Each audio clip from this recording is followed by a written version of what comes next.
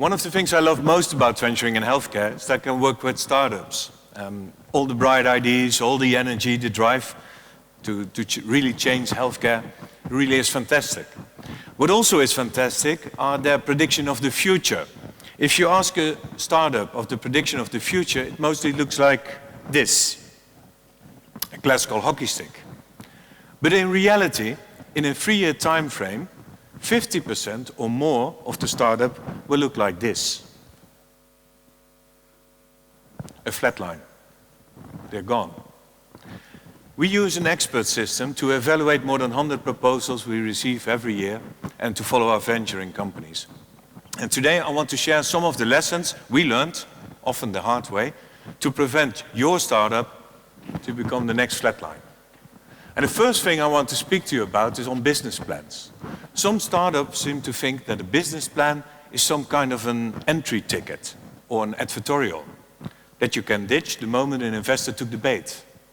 Or even worse, they read a book or a blog that states that business plans are totally useless, so they haven't prepared any. And good luck finding an investor then.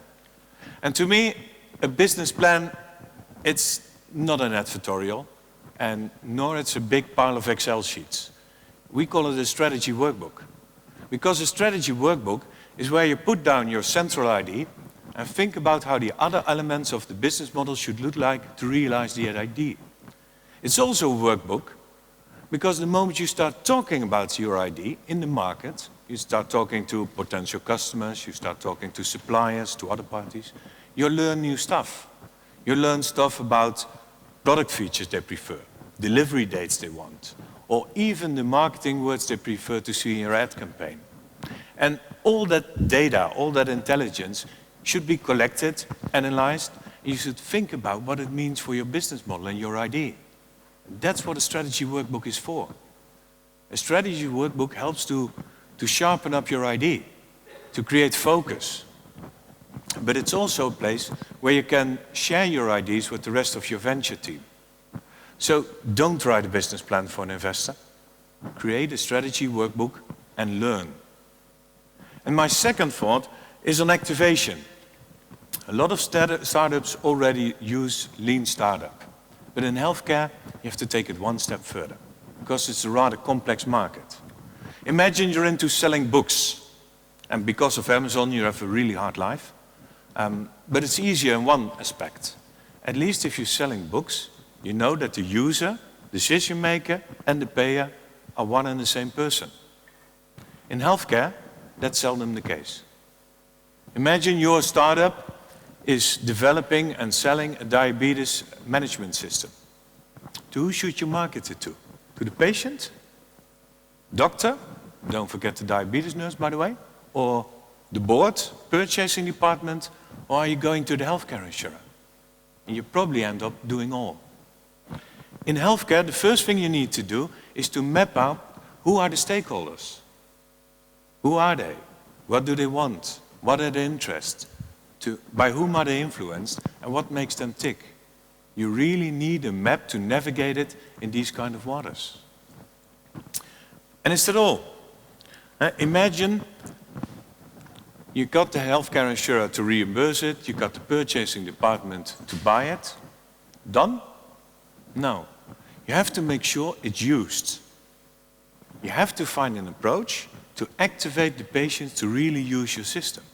You have to find some kind of activation approach that makes sure doctors are prescribing your system and use it. If you found that activation approach, then you have the key to the next phase, the scale-up phase. But remember, no usage, no value. And some of our most, potentially promising ventures are today gone, or look like this, a flatliner, because they focus too much on product or even acquiring customers instead of usage. In healthcare, it's not content, but it's activation that is king. And the third one, when we analyzed our data on venture firms, we saw in the past 5 years, we found out that the crashes and the flatliners were missing one important competence, while the successful one didn't miss that competence. And that competence seems to be a bit rather harsh, but it's sales. We're often missing sales. And we're missing sales because healthcare is a really content-driven sector, where sales is considered a bit commercial and even sometimes frowned upon. And if you look at startup teams, you see a lot of doctors, you see a lot of IT guys, you see a lot of technicians. But how many sales guys do you see, or girls, do you see in startup teams? Well, in reality, your startup has to sell itself over and over and over again. It has to sell itself to an investor, to doctors to start the pilot, to patients to engage in that pilot, and to new customers. Sales is the one competence that brings in new customers and brings in the hardly needed cash. You need to ensure that you have the sales competence in your team. So, if you want to stay out of that flatline zone, 3 things. 1, create a business strategy workbook to learn, not for an investor, to learn and think through. The second one, create an activation approach and ensure that patients and doctors are actually using your ID. And the third one, ensure that you have the sales competence within your team. And that might really help. Oh, and one more thing. Be brutally honest.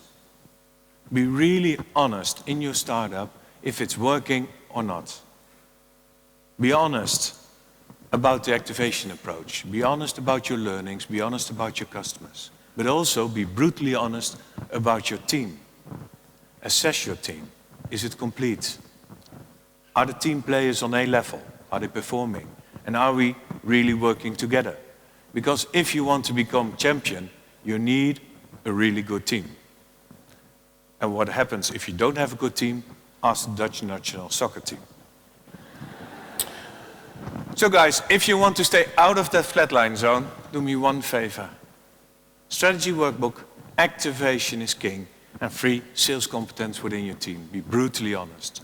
Happy venturing. Thank you.